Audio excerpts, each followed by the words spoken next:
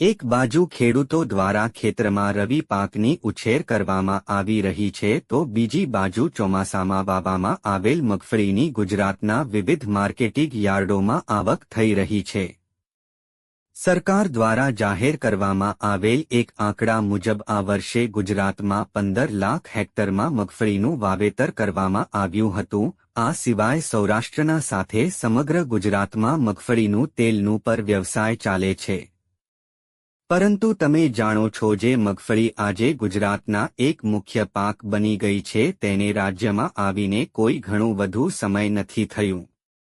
ઇતિહાસકારો મુજબ આજથી 150 વર્ષ પહેલ પદ્માબાપા કાલરિયા નામના એક ગર્ભ શ્રીમંત અને પ્રગતિશીલ ખેડૂત મગફળીને મદ્રાસથી સૌરાષ્ટ્ર લાવ્યા હતા।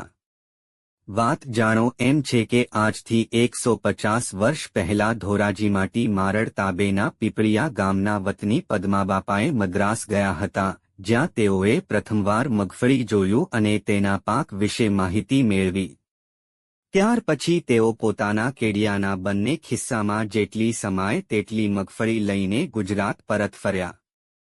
ગુજરાત આવીને બાપાએ મદ્રાસથી લાવેલી મગફળીનું પ્રથમવાર વાવેતર કર્યું અને તેનાથી 2 સુંડલા જેટલી મગફળીનું ઉત્પાદન મેળવ્યું।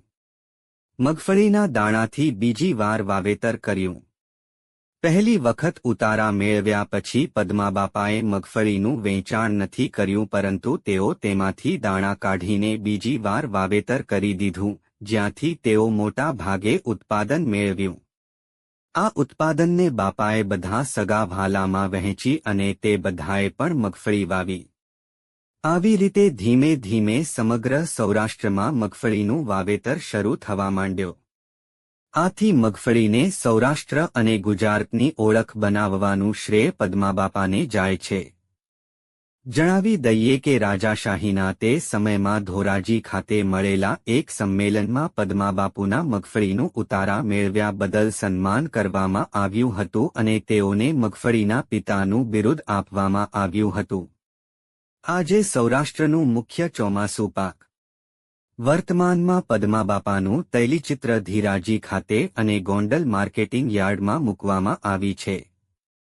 બાપાનું ખોબો મગફળીનું વાવેતર આજે ગુજરાતના 15 લાખ હેક્ટર કરતાં પણ વધારે વિસ્તારમાં વિસ્તર્યું છે અને આજે પણ મગફળી સૌરાષ્ટ્રનો મુખ્ય ચોમાસું પાક છે।